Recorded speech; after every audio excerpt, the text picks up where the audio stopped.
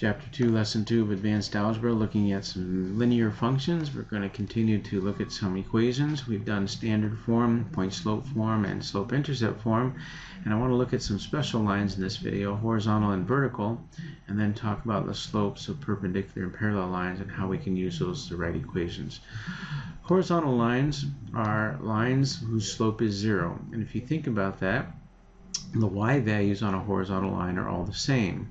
So if you think about substituting those values into the slope formula, y2 minus y1 in the numerator, you're going to be subtracting the same y values from each other, which is going to be 0.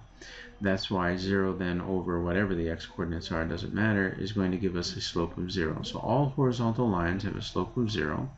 And the equation of all horizontal lines looks like this: y equals b.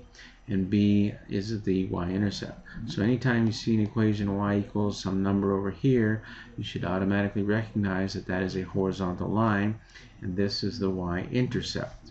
Okay, so those are horizontal lines. Vertical lines then. Vertical lines are similar, except that the slope of a vertical line is undefined. And again, it makes sense if we think about it. The x value on a vertical line, all of the x values are the same. So if you were to take 2 points on that vertical line and try to do the slope formula, you'd be doing x in the denominator minus the exact same x value in the denominator, which would give you 0. And 0 in the denominator is mathematically undefined, so therefore the slope of these lines are undefined as well. The equation for a vertical line looks like this: x equals some value, and again, this value here is, in this case, is going to be the x-intercept. As soon as I can get this to go back. Perpendicular lines, you remember from geometry, are two lines that intersect and make right angles or form a 90-degree angle. Now, the interesting thing about the slopes of perpendicular lines then is that when we multiply them together, we get a value of -1. So if I know the slope of one and I multiply it by the slope of another, I'm going to get -1, which means actually they're negative reciprocals of each other. Negative meaning they're opposite signs. That's why this is -1, because when you multiply a positive times a negative, you get a negative. And then a reciprocal, you remember from earlier this year, is when we multiply reciprocals, we get 1. That's what makes them reciprocals. So multiplying opposite signs together and reciprocals gives me a product of -1. So perpendicular lines are very important. The only thing to know is that they have their slopes are negative reciprocals of each other.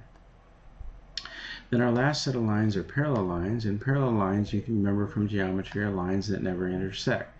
So the thing about them then is that their slopes should be the same. So the slopes being the same is important, but there's one other thing we have to consider when we're looking at parallel lines. We can't look at just the slope. We have to also look at the y-intercept. Where do they cross the y-axis? And they cannot cross the y-axis in the same place. If you had a line and another line that had the exact same slope and it crossed the y-axis in the exact same place, it'd be a line on top of a line. And parallel lines never intersect. But these lines that would have the same slope and have the same y-intercept would be on top of each other, intersecting in every point possible. So then they would be intersecting in an infinite number of points, and that does not fit the definition of parallel lines, which they never intersect. So we would have then two things to consider with parallel lines. The slope should be the same, and the y-intercept should be different. So a couple of examples using what we know about parallel and perpendicular. Here we're asked to write the equation of a line that goes through this point 0, 4, and then is perpendicular to this line that's given. Well, we remember perpendicular lines, we would have to consider the slopes. The slopes are negative reciprocals of each other. Well, as I look at this equation here, it's in slope-intercept form, so I know the equation, or excuse me, I know the slope of this line is 3/4. So what would be the slope of the line that's perpendicular to that? Seems how that's what I need to know.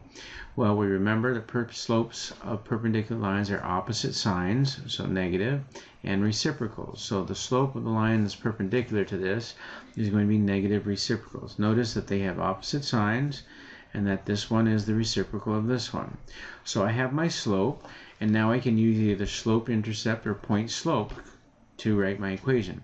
As I look at the point that's given to me, I recognize that this is the y-intercept. y-intercept because the x-coordinate is 0. So this is my y-intercept. So I know the slope and I know the y-intercept, so why not use the slope-intercept form? So we simply write the equation y equals m, and in this case m is -4/3, x plus b, and b is 4. So here's the equation of the line that is perpendicular to this line. So using what I know about slopes, I can find out or determine the equation of another line using that information. So let's go ahead and try another one, but in this case let's do one that's parallel. So here's an example then when the equation of a line is wanting to be written that goes through 0, 4 and is parallel to this, not perpendicular. So here again I know that the slope of this line is parallel, so I'm going to use what I know about parallel lines. They have the same slope, so I know the line that's going to be parallel is going to have the same slope. Now again, I recognize this as being the y-intercept, so because I know a point and I know the y-intercept, I'm going to go ahead and use slope-intercept form. So all I have to do is substitute in the values. Y equals m, in this case m is 3/4, x plus b, and in this case b is 4. So here's the equation of the line that's parallel to this one. And you'll notice I can tell they're parallel because the slopes are the same, but I also look and I notice that the y-intercepts are different. That's 2, that's 4, and again that fits our definition that if the slopes are the same, they are, and the y-intercepts are different, they are, then the lines are parallel. So I'm good with that. Right?